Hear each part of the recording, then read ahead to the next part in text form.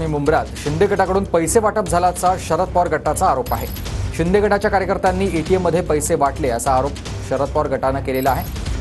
राष्ट्रवादी पवार गटाच्या पदाधिकाऱ्यांकडून video share करत हे आरोप करण्यात आलेले आहेत। शिंदे गटाच्या कार्यकर्त्यांनी पैसे वाटप केल्याचे आरोप मात्र फेटाळले। पैसे दिसतात का? जबरदस्ती काय पण टाकतात।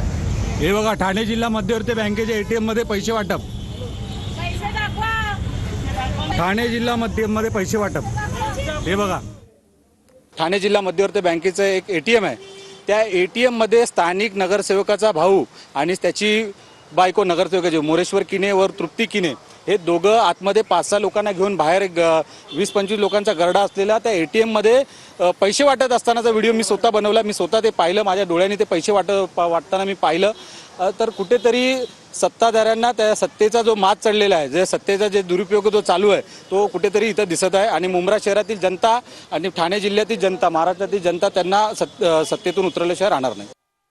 आम्ही विकासावर मतं मागितली आणि विकासावर मतं मागितल्यानंतर आम्हाला पैसे देण्याची काही गरज नाही आहे। म्हणजे रडीचा डाव करणारे लोक आता काहीतरी ते हे करणारच ना, असं की त्यांना काहीतरी पाहिजे ना। आता तुम्ही तुमच्या घरात जर समजा एखादा खिशातून काय काढत असाल आणि ते तुम्ही जर बाहेर दाखवत असाल की बाबा पैसे वाटतोय, तर त्याला काही तथ्य नाही। आणि त्या व्हिडिओमध्ये काय मला सांगा ना, काय दिसते तुम्हाला? का पैसे दिसतात?